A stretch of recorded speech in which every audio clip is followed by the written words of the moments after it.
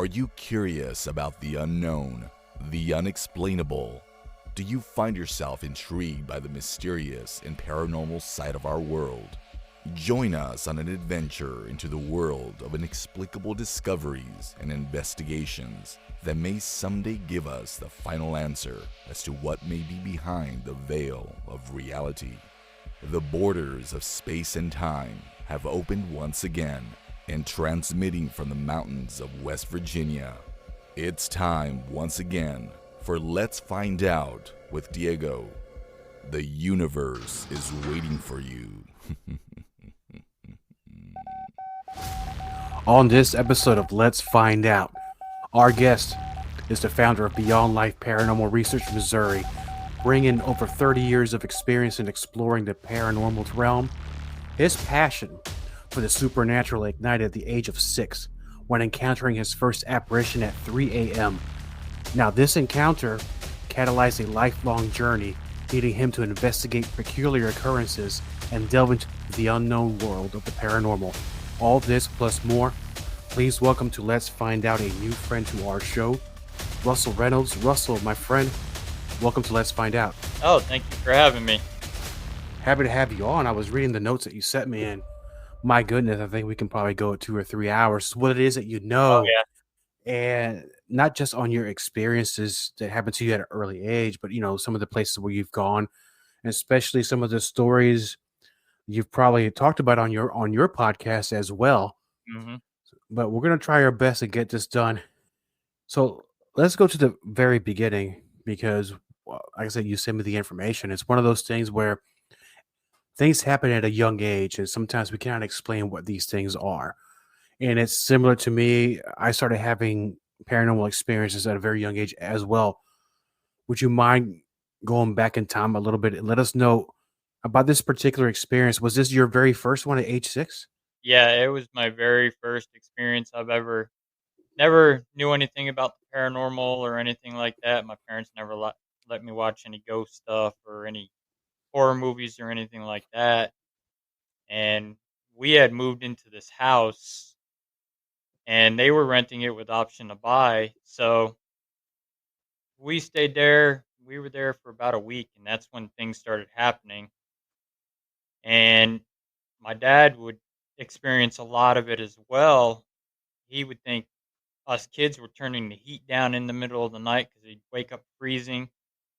We're too small to even reach the thermostat. Things would move. My mom's knickknacks on the shelves would be moved, and she'd think us kids are playing with them. And I'm 6. My sister's only 4 at the time, and so one night I was in bed sleeping. I hear a noise, and it woke me up. And I look, and here's a full-bodied apparition of a Civil War soldier standing in my doorway, just looking at me. So I took the blankets and I was going like this over my head.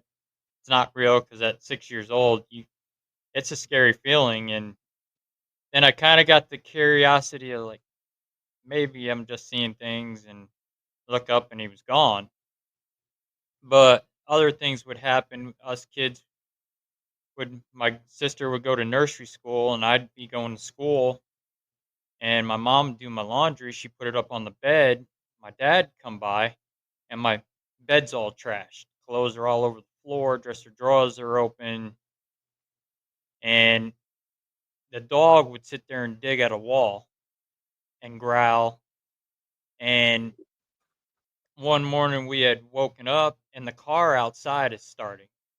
It was running, sitting there running. No keys in the ignition, nothing. And this was well before auto start. I mean, I'm talking about late 80s, early 90s. And my dad wanted to rip open the wall in the attic because the attic had been sealed up. But being we were renting with option to buy, he didn't do it. And so it started getting worse. I mean, lights would turn on and off, water would be running. You'd hear the toilet flush in the middle of the night, and everybody be sleeping. And one time we were at my grandparents' house for dinner, my dad just got off of work, so he went home to shower and change, come in, and the whole house is flooded. Something had Oh, turned the water onto the bathtub and flooded the whole bathroom out upstairs. So we we had enough of it. My mom was getting nervous, so we moved out of there. And other people would move in, they would stay maybe 2 months, 3 months. I think we were the only family that lasted the longest in the home. And then the house sat abandoned for a while till I was about 15 years old, and a couple from New York City had bought it. They remodeled the house. And when they remodeled it, they opened that wall and they opened the attic up and they found Civil War bayonets, money, uniforms, maps, guns. And they did some history research. Come to find out, it was an old Civil War base and hospital at one time. Everything in that house was original. I mean, it had skeleton key locks. You can tell it was built in the 1800s. Had the old rock wall foundation to your more modern cinder blocks. So it didn't even have the cinder blocks. It was just stones off the stone wall that held that house up. that's unbelievable. All this time, you and your family were living there. That treasure was hiding in the attic, which Yep. would kind of explain why there was so much activity and why it was what you saw. Yep. So it never hurt any of us. And it's one of those things where sometimes only one or two people in the family have these experiences to talk to mom and dad. Mom and dad say, listen, stop your nonsense and just, Yep. could be the HVAC, could be something. But at this point, it was everybody living in the house. Yeah. And my dad was a big skeptic at that time too. He thought there was a rational explanation going on with his construction background. He figured there was an electrical problem, plumbing problem, and until my mom's experiencing it too, and you'd be sitting there and you'd have a candle lit and you see a breeze come through and blow the candle out. Wow, man. And that would be the natural thing to say and say, well, because not as you know with your experience, not everything is paranormal or Yep, supernatural. You gotta have to start off as a skeptic first and do the yep, math and deduct. But some stuff is so in your face, it's undeniable. yeah, exactly. I mean, there is a lot that can be debunked and explained. Old houses with the construction background, like I have and my dad has, going into somebody's old house, you can debunk a lot of that because your old houses, they change and they move with the weather. It gets colder, they're going to pop and bang a lot more because that wood's getting frozen. And when the moisture hits it in the summer, it does the exact same thing. Wood swells. So that'll explain why your doors are opening and closing on their own, or you got suction pulling other doors open and stuff like that. Yeah, and on a non-paranormal question, because I'm curious to find out when once this the folks that lived in that house they tore down the wall and found this Civil War treasure there. Were they able to keep it, or did the state take it? Uh, they sent the stuff off to the museum. They came in and took everything to the museum, but the family they kept the house. They lived in there for, I believe, about 10 or 12 years. That's a pretty good long time, yeah. The house is actually still standing to this day, And to and the best of your knowledge, has there been any more reports of any activity in that house? not that I know of. I think after they took that out, it stopped because they took the energy with it, what's attached to those objects,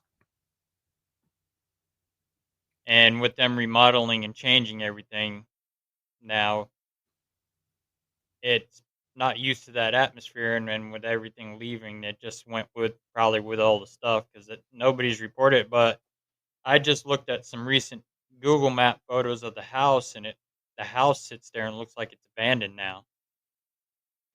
And that's a possibility. Now, there's been, and you know this more than anybody else, stories and reports of when people move into a location, a house, or anything like that, where they start doing construction, they start painting, putting walls down, changing floors. Sometimes that tends to upset the Yep. spirits that live in that house. So maybe I know those people maybe lasted there 12 years, but if it's been abandoned, maybe there's something else to that. Because not only was the house changed and remodeled, but the treasure in the home was taken somewhere else. Yep. And I mean, that's a possibility. I mean, there is deaths in that home from being a hospital, so that could be a possibility. I never did check on it. I never did get to meet the owners. So, And during the time, because once you got a little bit older, you we talked about you talked about seeing things in neighbors' house. So now, was this during in the same neighborhood, or is this another neighborhood that you moved into? this was another neighborhood that I moved into. I moved out into the country, and my neighbor's house, their son, I used to go up there and stay at their house, and we would see things. His grandmother lived in that house. She died in that house. His grandfather died in there. And that house was actually 1800s old. A man hung himself in the barn, and you see a kid bouncing a ball up against the wall in the middle of the night, or you see this old man walking through the house and at the barn and stuff like that. And I didn't think nothing of it. And then I was talking to a lady that lived down the road from us that used to own that house, and she was telling me about it and the history on it. And so, staying there, you would see everything. That house was actually terrifying in the dark. That's how spooky that Oh, house was. now from looking at it from the exterior, was it spooky? Did you ever go inside? Oh, yeah, I've been inside. I've spent nights in that house, and my dad used to go deer hunting there, so I used to go up there and stay with him, and my, stepbrother lived in that house because that was his mother that owned that house, so I would go up there and stay with my brother and my dad and stuff like that, and you would hear all sorts of things at night, see things, and I can remember my brother telling me a story. They had a grate that was through the ceiling so they could get heat to the upstairs from the fireplace. And he happened to be standing there and he looked up and he seen a face looking down at him. And he said it was a woman and it was his grandmother. What did it say? I mean, was it just appeared and disappeared? What Just, was going yeah, on? it just appeared. It was just there for like 5 seconds and then gone. That is so. Now, let me ask you this, because then one would ask you this. I mean, I know you're going back to 6 years old, but as these things keep happening, and I'm sure family members eventually they give up the ghost and start telling you stories about their family history, or this has been going on for a long time. Prior to moving into this house, when you were 6 years old, where the Civil War treasure was, did your family have a history with paranormal? No, they didn't. My dad didn't. My mom didn't at all. My mom grew up in my grandfather's Catholic, so she grew up in a Irish household, and so they never believed in it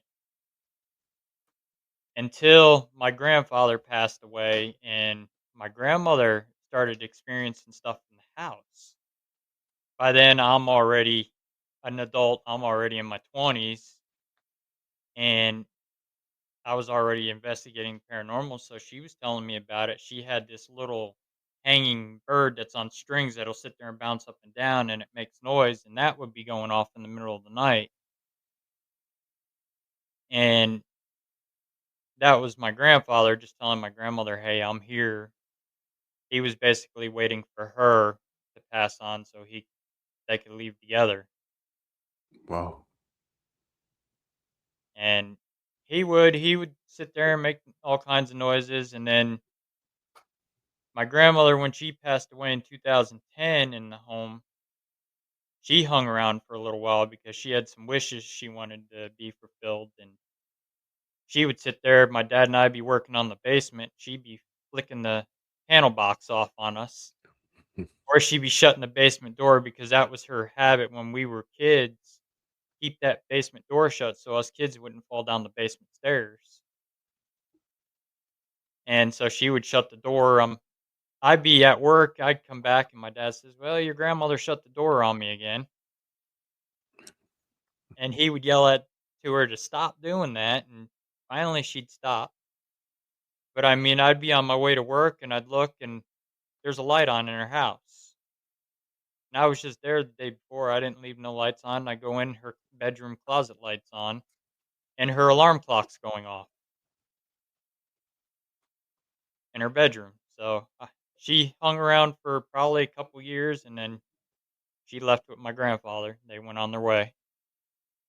And then since then, has there been any more contact? Nope, there hasn't been any more. I sold the house to the neighbor up the road, and they actually he just tore it down a couple years ago.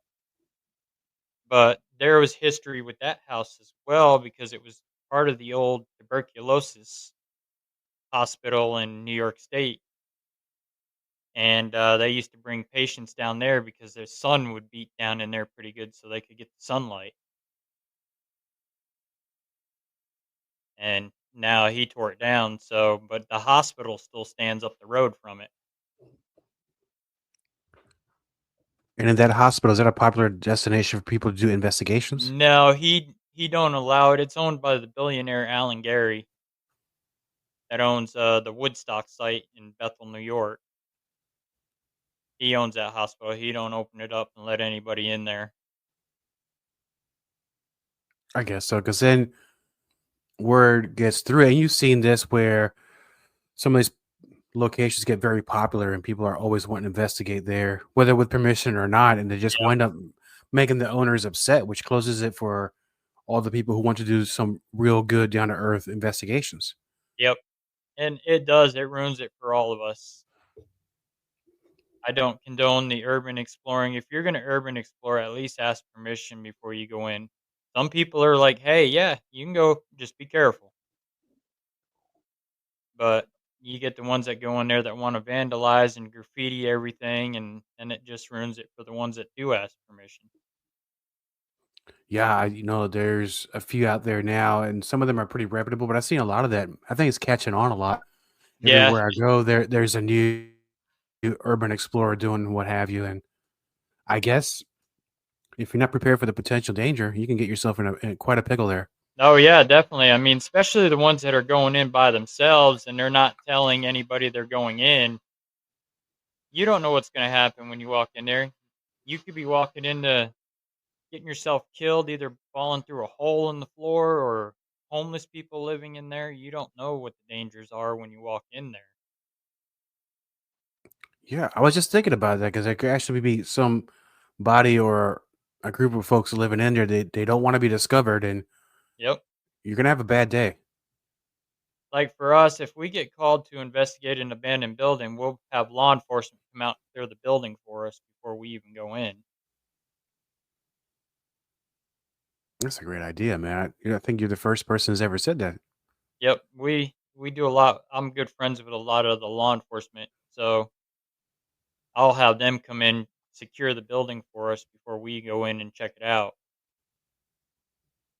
And what was life like before Beyond Life Paranormal Research? Because I'm thinking that once you started getting older and decided to actually start exploring and investigating some locations, were you part of other groups, or were you just doing it by yourself as far as for your own knowledge, and then later hooked up with different people and started like I'll say a one of your first groups or so?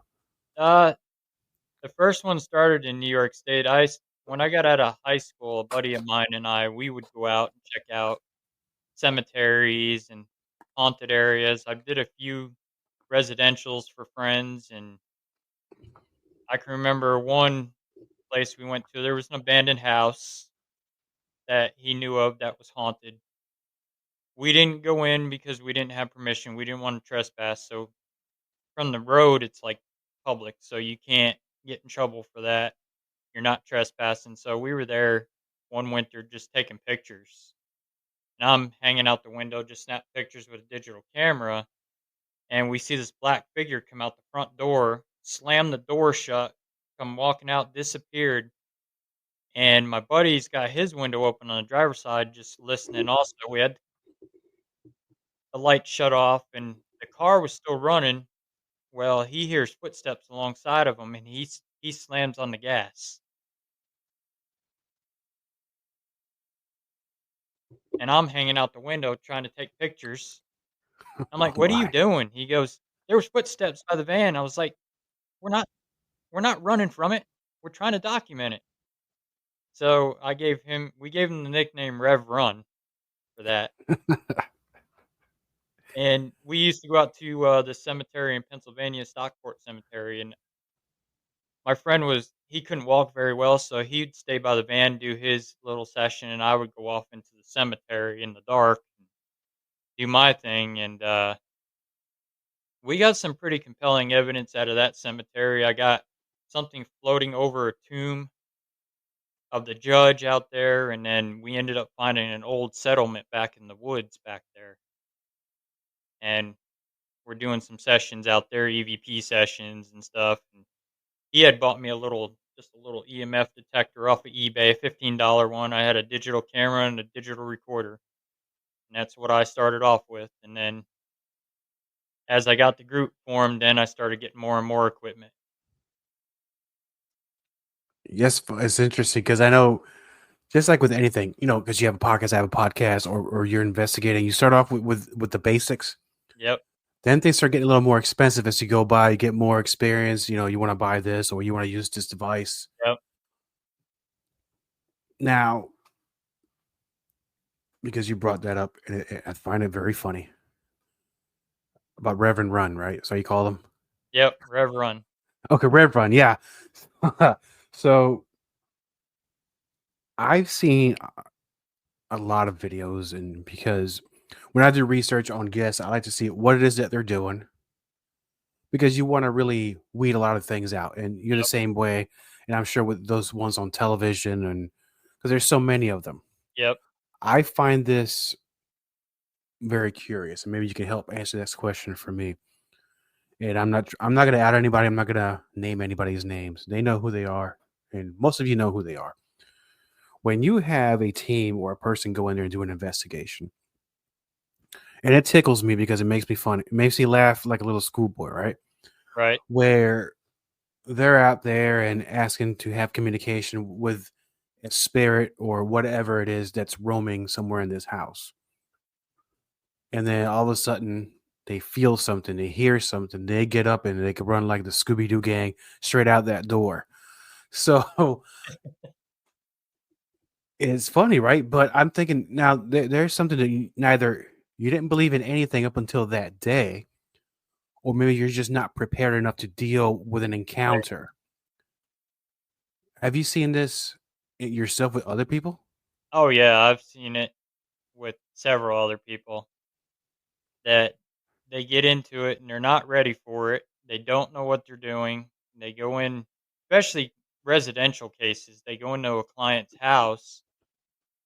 They think they're prepared to deal with whatever's there, and they end up stirring it up, and they get scared and they run out. We had a case that we were called in. We had to go back and do. Another team was in there, and they didn't even last 10 minutes in the house. They packed up and left, didn't give the clients no explanation, nothing. They just up and left. And this was a serious case. They got in over their heads on what they were doing. They brought a fake priest in there that wasn't even an ordained minister to even be in there.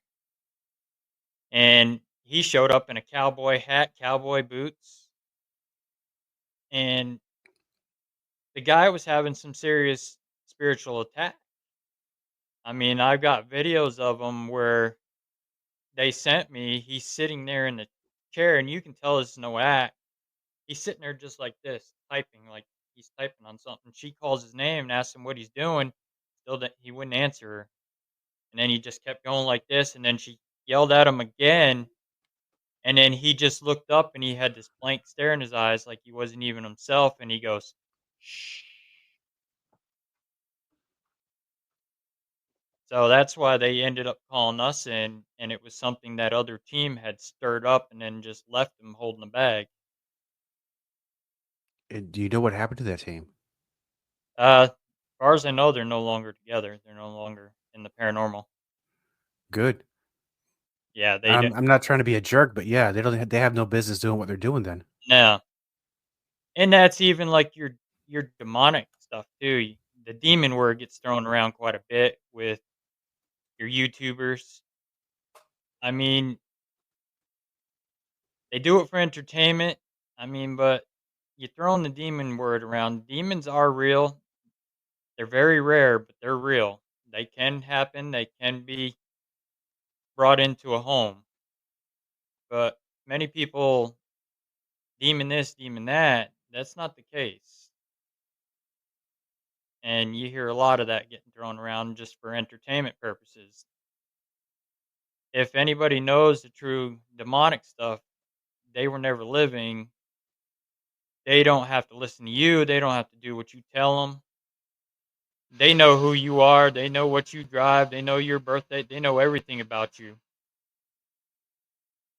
And these people are going in throwing demons around saying, oh, demon this, demon that, or they don't believe in demons, then they're in a world of hurt.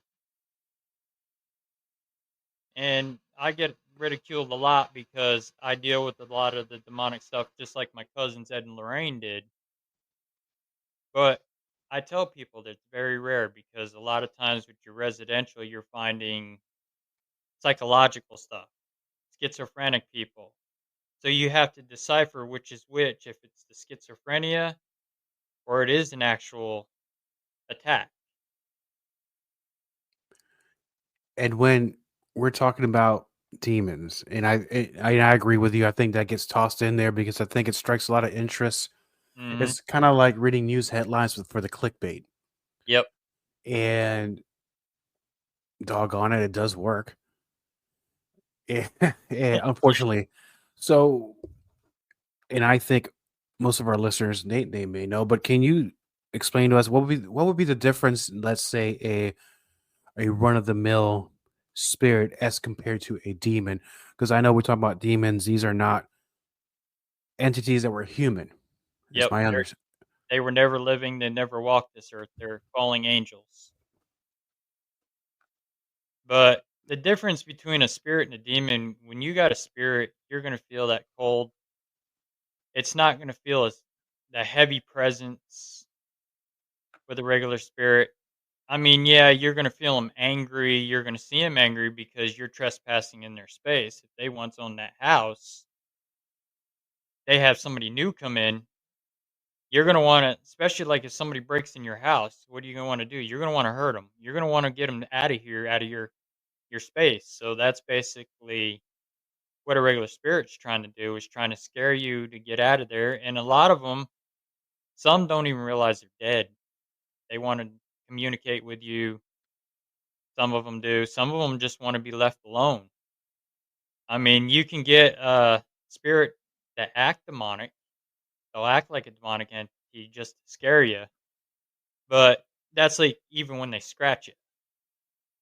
If you get scratched by a spirit, it's going to look like fingernails scratching.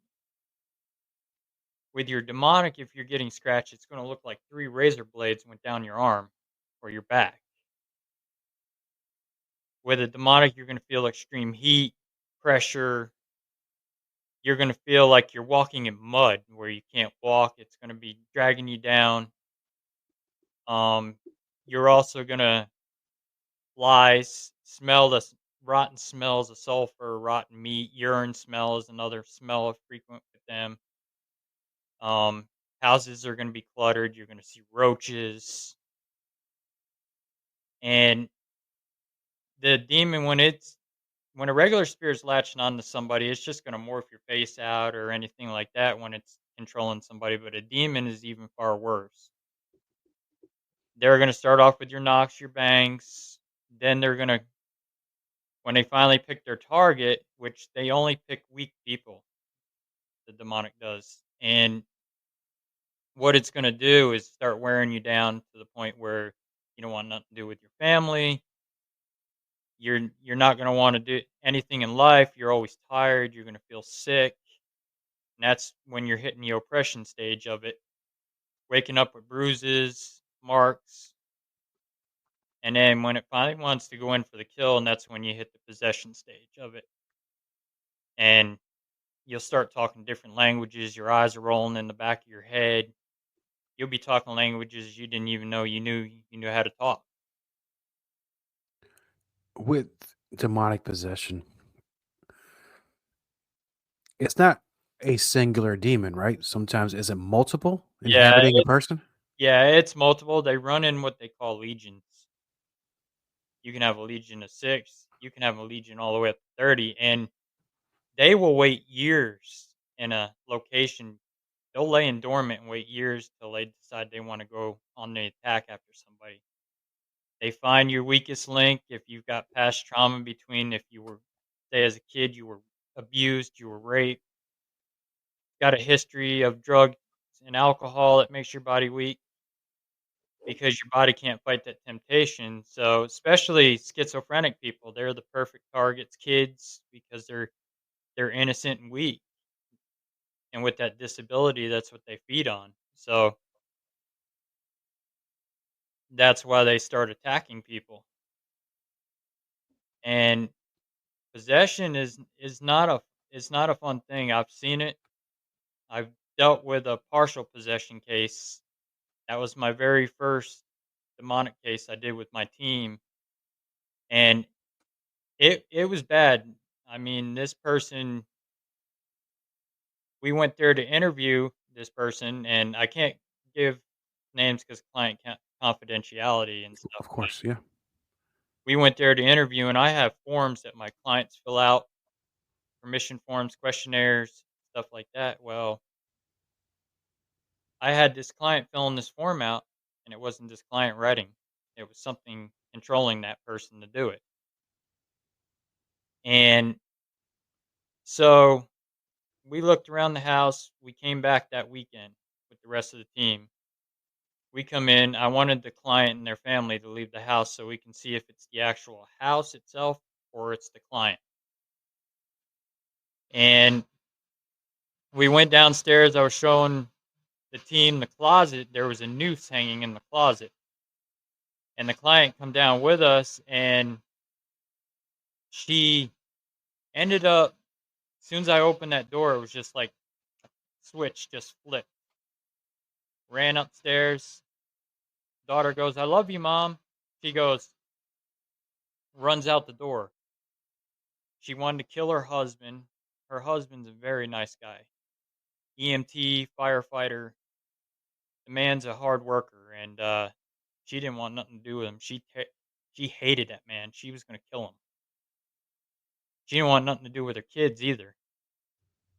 And the husband, when she ran out, the husband says, "You got to help my family." I said, "You got my word. We're going to do everything in our power to help your family." And we went out after her, and my one member was holding her hands like this. She was going, "It's mine. I don't want it to leave." And her eyes started rolling in the back of her head, and an upside down cross appears on her neck.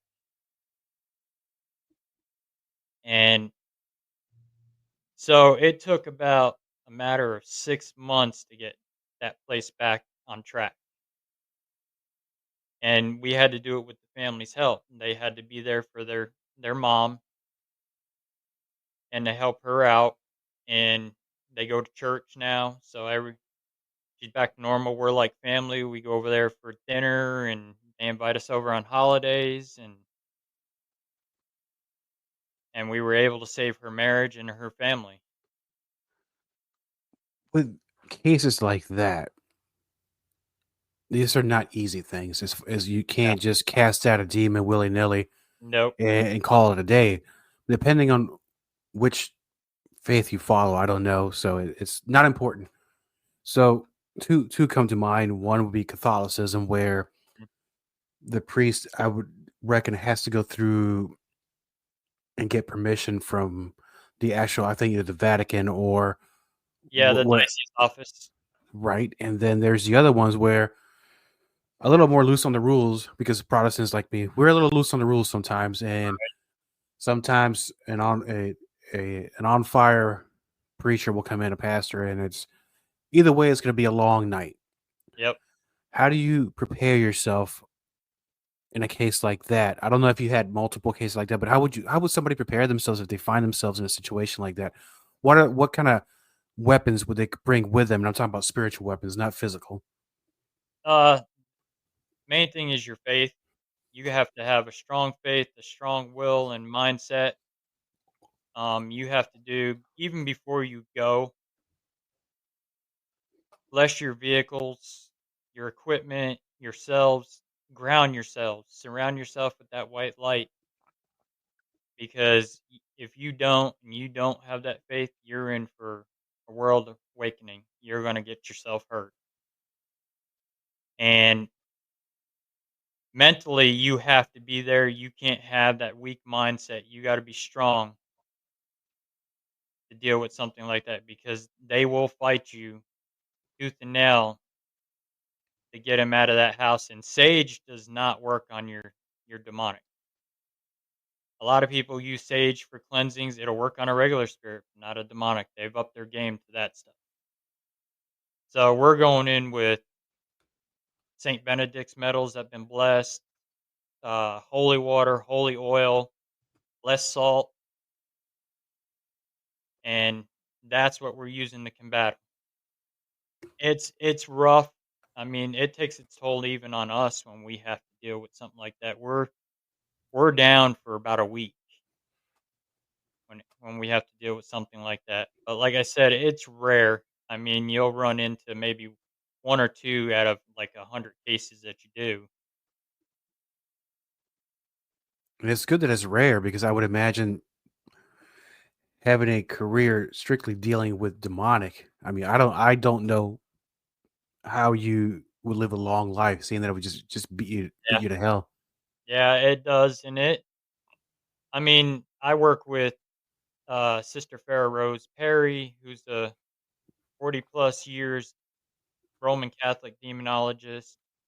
She is actually my mentor in it. She works for the diocese office in Springfield, Missouri, dealing in assists and exorcism. So if it gets too bad to where we need that, I usually just turn it over to them and then they take over from there. But I also work with Father Bob Bailey too. I study under him as well with the demonic, and so I've got my training in it and then dealing with that stuff. So I'm always picking their brains. If there's something new I'm learning, I'm always asking the question. I'm not going to take it out head on that I don't if I don't know about it, I'm not going to do it until I've studied and I've learned it. And with these, mostly on the residential cases, have you ever run into? Because I'm sure you go to other locations as well. Yep. Either whether they're historical abandoned locations, are those a little, I would say, easier to do because it doesn't involve such activity like that. Yeah, it is a lot easier. Dealing with a regular spirit's a lot easier than dealing with that darker stuff. I mean, like going to Missouri State Penitentiary and Waverly Hills Sanatorium and stuff like that. It's a lot easier because you're there just to investigate and document. Here in the residential with stuff like that, you got to get rid of it for that client. You've got to cleanse that house so they're at ease. So that it's a little harder dealing with a residential case, and that's why not many people do residential anymore. Is because it is a lot of demanding, and there's a lot of different energies in a residential dealing with clients because of what they've conjured up, of the stuff they've done, and stuff like that. So it's a lot harder. And with the residential cases, how are your clients finding you? They find me through Google. We're if you look up paranormal investigators of Missouri, we're the first ones that pop up on Google, and then we're heavily advertised through all different sites, and word of mouth is another one that a lot of people have recommended us for cases, and We've had people in Las Vegas recommend us for cases. Wow. Now, is Missouri known a lot for paranormal history? Because Oh, I yeah. know cryptids are one thing, but we're talking paranormal. Sometimes a little different. Oh, yeah, there's a lot of history here in Missouri. We've had Civil War battles. We've got, of course, Missouri State Penitentiary, the bloodiest 47 acres in Missouri. You've got the Osage Indians that ran massacres up and down through here. We've got history of the Comanches and Cherokees coming through Missouri. You've got the Mormon massacres that happened out here that were a pretty big deal. And Jesse James, all the outlaws and stuff. Jesse James is another big one through here. A lot of his, couple of his gang members got killed in Gallatin, Missouri here. So, Now, was that massacre at the Meadows, or was that in another state? that was the one where they robbed a bank in Gallatin, Missouri. They set up an ambush and they were waiting for him, and they actually captured Frank. They had Frank in a jail cell out in the courthouse yard. And then Warrensburg, Missouri is another big one. They've got a courthouse down there where a judge was shot coming down the steps. So it's got its history. It's also got its darker history stuff. I mean, it's got its history of skinwalkers, not just your cryptids. People are starting to report now Dogman is here in Missouri. They're starting Yes. to. My buddy Carter Burchart, the Bigfoot researcher here in Missouri, is getting calls now for Dogman. Yeah, that seems to be on the rise now. Dogman sightings. We've also, and I mentioned it on other shows, on other episodes on this podcast, where I think in Virginia, not too far from where I'm at, a lot of sightings with werewolves or also dogman as well. I don't know what's going on out there. Maybe we're living in the times where these things are going to start happening more and more now. Yep. Where maybe humanity has run out of time and they want to reclaim what's supposedly theirs. I don't Right. know. I'm throwing it out there. But now, fast forwarding to now, because I mean, you've been doing this now. You said 30 years. That's a pretty Yep. long time to Yep. know what it is, what's going on, how to do it safely, and of course, what you should not do. So, not only are you out there doing the investigations and you're doing the research, and that takes a big bulk of your time, but now you also have a podcast. Yep. And for the listeners, let's find out that want to know more about your podcast. So we'll talk about that. What is the name of your podcast, and what have you covered so far? It's Beyond Life Paranormal podcast on the Supernatural Inc. network. It airs every Saturday night at 8 p.m. Central. And we talk everything from paranormal, demonologists. I've had priests on there that do exorcisms. We do a little bit of cryptids. There's a few shows I've talked about, a few cryptids in West Virginia and Tennessee.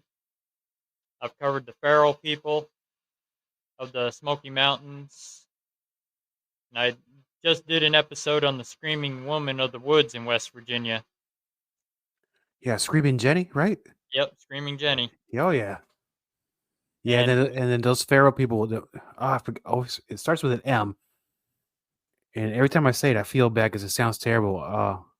Was it Manunchin?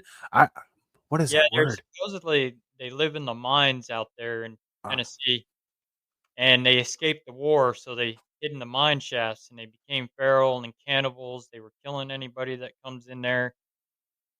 People are going missing left and right between the Appalachian Mountains and the Smoky Mountains, and that might so explain a lot. With what is that cat's name? That's with the missing 411 series. oh And yeah, because people just up and disappeared, and they find them somewhere else, yep, and interesting locations. And but that's a whole different show. And I might have butchered the name of the people I was talking about, those feral people or the wild people, and I'll get the hate mail. I'll deal with it. But it's been my experience so far, and there's been some shows where some people have shared some stories that I've never released because It was really just that messed up. And some stories I'll never forget. Now, on your show, and you don't have to mention their names, of course.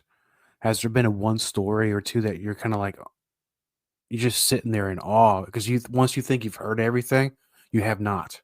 Oh yeah, it's I've had several on. Last night, my guest Bill Hall, that wrote the book on the Lindley Street house in Bridgeport, Connecticut, which was a big famous case that my cousins Ed and Lorraine Warren did. That one kind of left me in awe with the poltergeist and stuff like that. I mean, also the haunting in Connecticut case. Just hearing the story that my cousin John Zaffis, what he experienced that night, that made him actually pack up and leave and not talk to anybody for a while because of it. Those are kinda like the ones that when he talked about that story that kinda left me like, "Wow," because I've never had something to where it spooked me that bad that I've up and left the location. So to figure what he's seeing, especially being taught by the legends, Ed and Lorraine Warren, working with them, to experience something like that and then just up and leave and not talk to his aunt and uncle or anybody about it and just kept it inside, that's something amazing and something hard to do. Now, being related to that to the Warrens, if you don't mind me asking the question, I don't. I'm not trying to be I don't mind. a wise ass or anything, but have you ever had where people are there any unfair expectations out of you being related to the family on some was so I'll bring in an example and say, well, that's not how they would do it, or you know, maybe they question you being related to them because sometimes there's a lot of haters out there Oh, that you yeah. just hate watch. So have you come in contact with any of that or dealt with any of that? Uh, a little bit. I mean, we've been accused of being called ego fueled, that we chase our friends and family and show off for our friends and family, and we don't.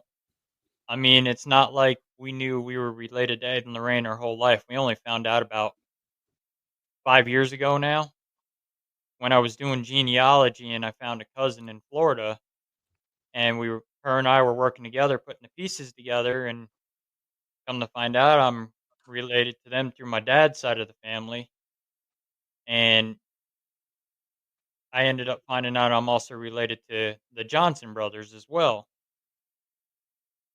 But most of the stuff I did on my own. I mean, the group, I formed it with the help of Rob Dermarest from Ghost Hunters International back in 2006.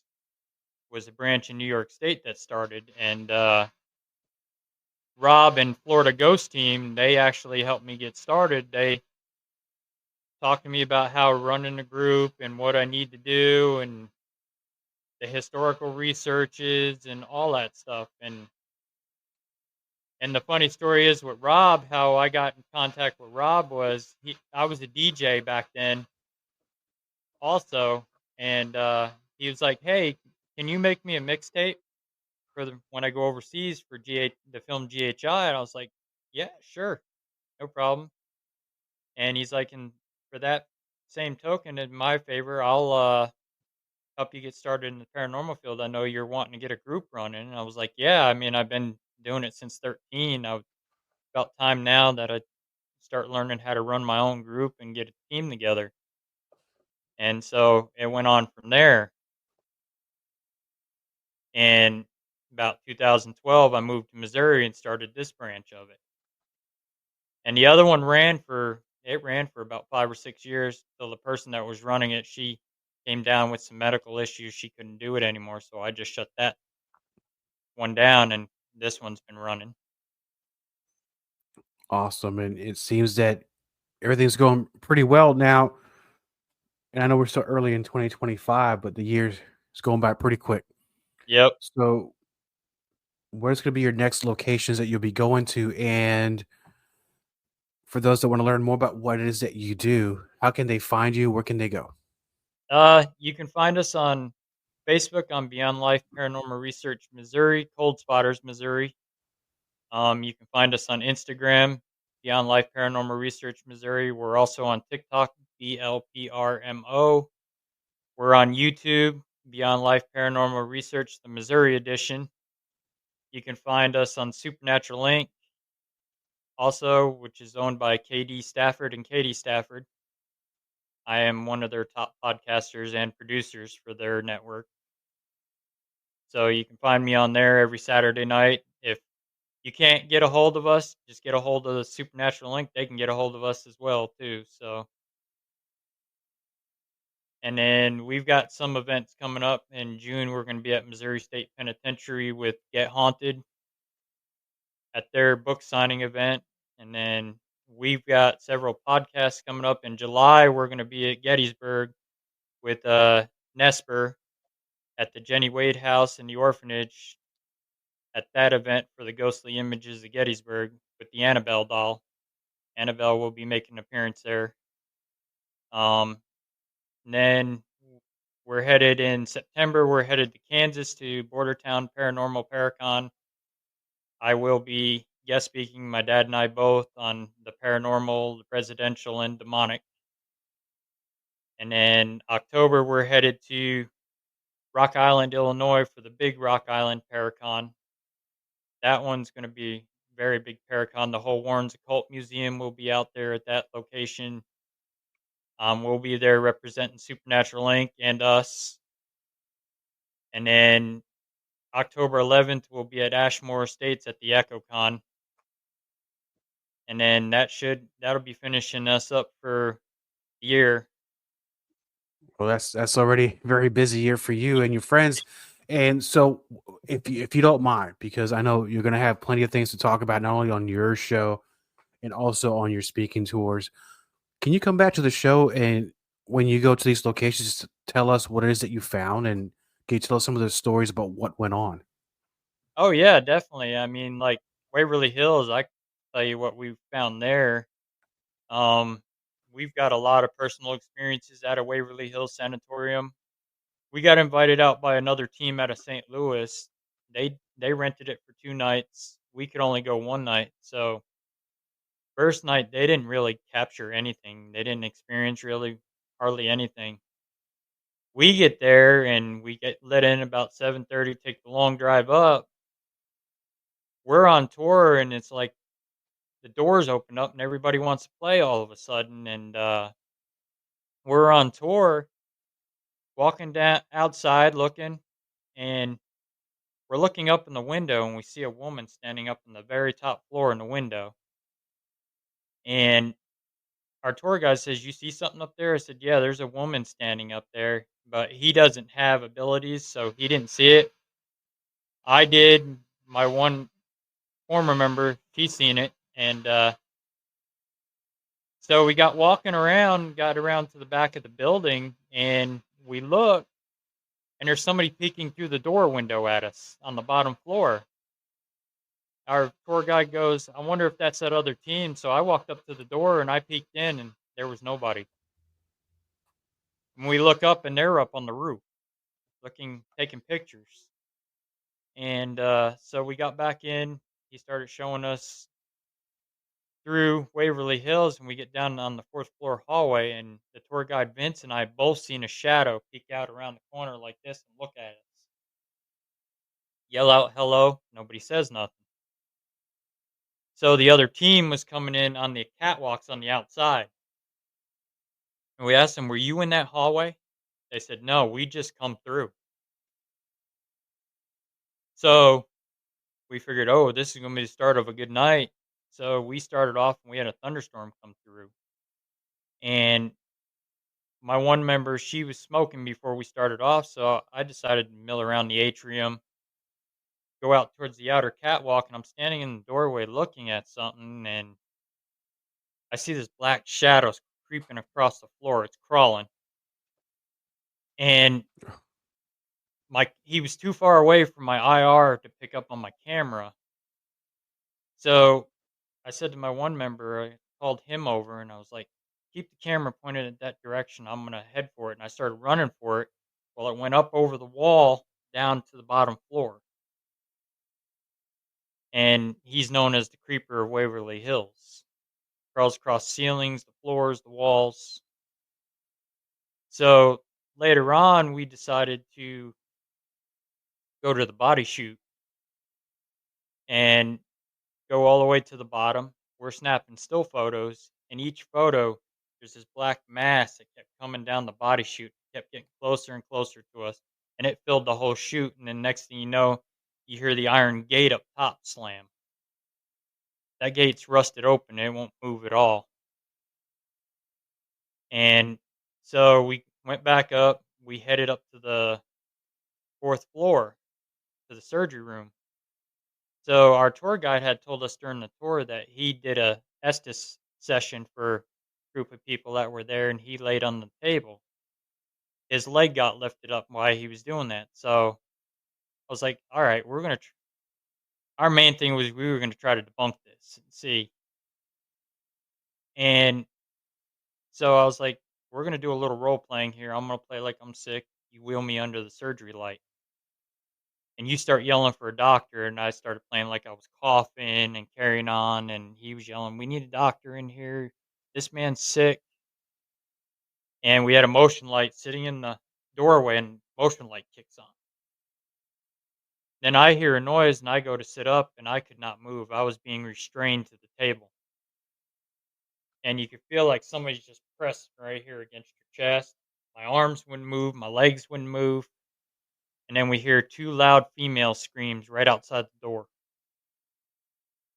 And I said to him, "Text that other team, find out where they're at," because they had females with them as well. So we figured maybe they got scared or something. They were up on the fifth floor, out on the roof doing an Estes method on the total opposite end of the building.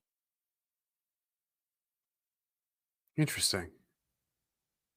And so we started walking back, and my one member and I both seen this figure about 5 foot tall comes running straight at us, blows right in between us enough you could feel the cold breeze when it come past us, and we both look at each other like, "What the hell was that?" And then look back, and it was gone. It disappeared. The other team come in behind us, asked, "Did you see anything come running down that hallway?" They never saw it.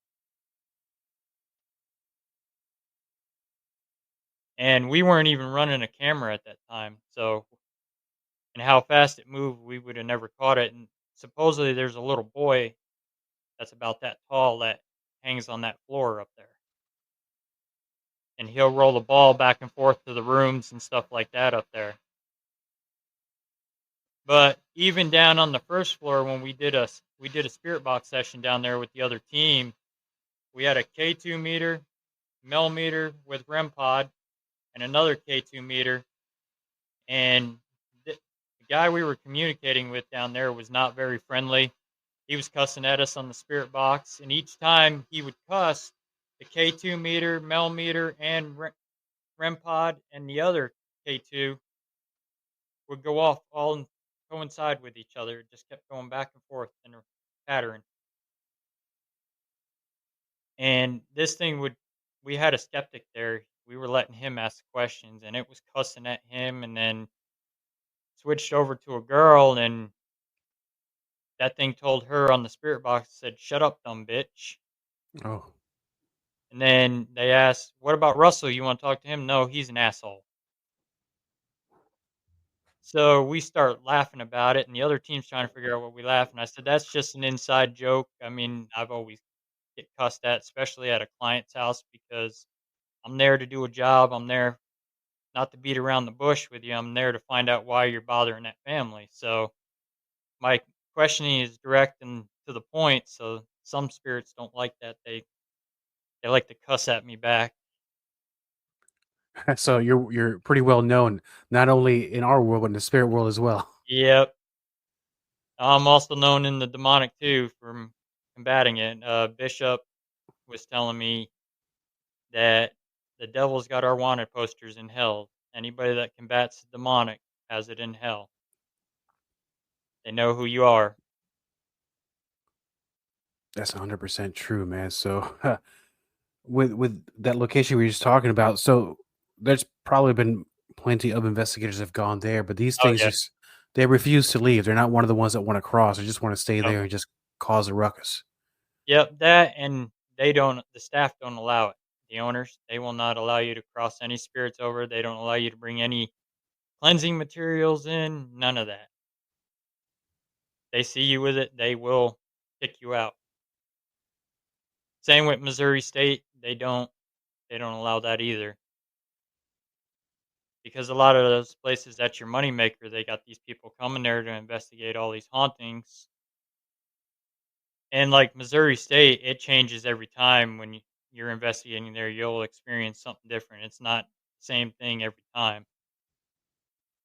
I mean, some one investigation we did there, the first one I walked out, it looked like someone had taken a cigarette, pushed it against my arm. I had a bruise. It looked like a cigarette burn bruise.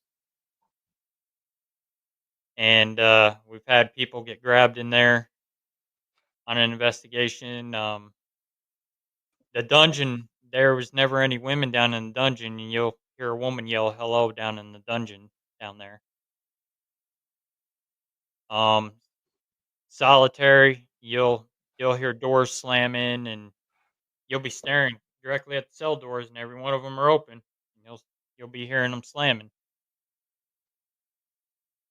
Now, saying all that, is it perhaps that they know you, that Russell's there, and then maybe they a little more active when you and people from your team are investigating? Yeah, I mean that is true. We were at an event last year, the Devil on the Run tour, when Nesper was out there, and they brought some of the Warren's Occult Museum, and it was the Get Haunted event, and we were traveling around from different groups. We were down in 3D with Next of Kin Paranormal, Joe and Dom, who are very good friends of mine, and we were doing the human pendulum down there. And this is the first time I've ever seen the human pendulum done that anybody's ever done it. And because you don't do that in a residential case, you don't want to be doing stuff like that in front of a client or anything like that because they think you're doing some voodoo or witchcraft or some kind of Right. stuff. So we started doing that, and they started communicating with a woman. And Joe was asking names, everybody's name, who you want to talk to, and I was standing next to Joe, and he goes, "Do you want to talk to Russell?" Falls forward to yes. So I was like, okay. I said to Joe, I said, I bet you she remembers me from being here the year before. And I asked that question. I said, do you remember me from last year? And person falls right to yes. And I said, was I nice to you when I was here? Yes. And I was like, do you want to talk to anybody else? Backed up to no. Didn't want to talk to nobody else but me. And I told it, I said, when we go on free roam, I'll come back down here and I'll sit and talk with you. But we had a whole group. There's probably like 20 of us down there. So, and we had to give everybody else a chance, but they did get a picture of her. The one lady that was with us in our group, we asked, "Can we take a picture of you standing next to her?" She stood in front of the cell door, and they took a picture. She showed up inside the cell, right up against the bars, right next to her.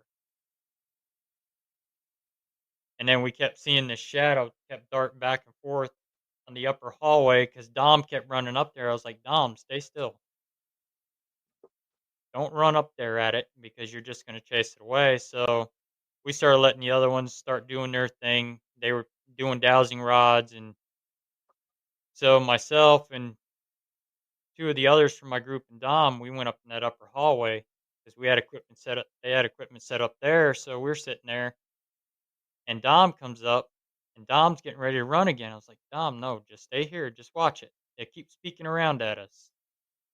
Don't run up there at it. I know you want to chase it, but don't, because you're just going to chase it away. Just let it keep doing its thing. You've got a camera on it, so you'll get it on film. If you start chasing it, you're going to chase it away and you're not going to see it again. And it stayed there for a good 20 to 30 minutes just watching us. And then we switched out and we went on free roam for a little bit. And we went up to the women's part of the prison again and with the group. And we were up there and we were doing a first EVP session. And the other person was using necrophonic. She went in the cell with it. And we went over on the other side. And we were actually picking up two of the same. On the burst EVP session is the same that the necrophonic was putting out. And we were picking up a woman who had an affair with a guard there, and the guard didn't want her to say anything. He threatened to kill her if she said anything, and she couldn't take it anymore and went over the balcony. And she was pregnant by him. And so we were getting ready to leave, go back downstairs, and we're waiting for the rest of the group. And I see this shadow peek out from the bottom of the cell block in the women's part, look at us, start back in. So a few of us, we head down there to see if we can catch it. And they had an SLS camera on a tripod there. I don't know if they had it on or not, if they did catch her coming down through there, but it peeked around at us and then just disappeared. So we went after that. We were on free reign. We could go anywhere we wanted in the prison. So we went and did some spirit box sessions with the Nesper's shadow doll, and that was an intense one doing the session with the shadow doll because she's one of their most dangerous ones besides Annabelle. She shut down a whole power grid in West Monroe, Connecticut, just as soon as Dan opened the case. Wow. Yeah, they got some powerful items in that Warren's Occult Museum. So you gotta be careful. Just kind of like Robert the Doll. You gotta be. You have to act right when you approach it, and I'm sure there's also all sorts of what you can and can't do, or Yep. or rules that you should follow. Now, before we go, just in that you just told me with all that activity, when you go home, and let's say you made contact with a spirit, and I'm gonna give him just a random name. I'm gonna call this spirit Jeff, right? Okay. Jeff was communicating with you, and you leave the place. Have any of these spirits, the ones that you've known by name, have they ever followed you back home? One did one time, and it wreaked havoc in my house. It about I think it was about 1, 2 o'clock in the morning. Sound asleep, got woken up to a bang at my bedroom door. Now my dad lives with me since my mom passed away, and I thought he was playing a joke on me or something, and I got up, come out. He sound asleep. He heard me up, and he goes, "What's going on?" I said, "Something just hit my bedroom door." And I look, and it was one of my dog's toys. And my dad says, "I told you there's something in this house." So I got forceful with my words, and I said, "Look, wherever you came from, you better go back to where you came from, or I'm cleansing this whole house out, and you will not be here." After that, it just stopped. So we take a lot of precautions. We cleanse ourselves. We'll stop down the road from a client's house after we cleanse a client's house. We'll stop down the road and cleanse the car, the equipment, ourselves. We'll bless the tires too. We'll cleanse the tires too because they can attach to the tires. And because we don't want to do that at the client's house because they're going to wonder what we're doing. Especially now that they're happy they got their house back. We don't want them seeing what we're doing, that we're possibly taking it with us. Right. And that's being respectful not only to property owners, but to at least not make them worry, like you said. What are Yep. they doing? And they don't have to worry about all of you going home with anything attached to you. And like I said earlier, there's so many stories we can cover. I'd love Oh to yeah. have you back. Yep. Definitely. Thank you for being on the show, my friend. Copyright Diego the Podcaster. All content for Let's Find Out is the property of Diego the Podcaster and is served directly from our servers with no modification, redirects, or rehosting. All celebrity impersonators are paid performers. The impersonated celebrities do not endorse or promote any views or opinions expressed by our guests, Diego the Podcaster, or Let's Find Out. The information shared on Let's Find Out with Diego is provided on an as-is basis, with no guarantees of completeness, accuracy, usefulness, or timeliness.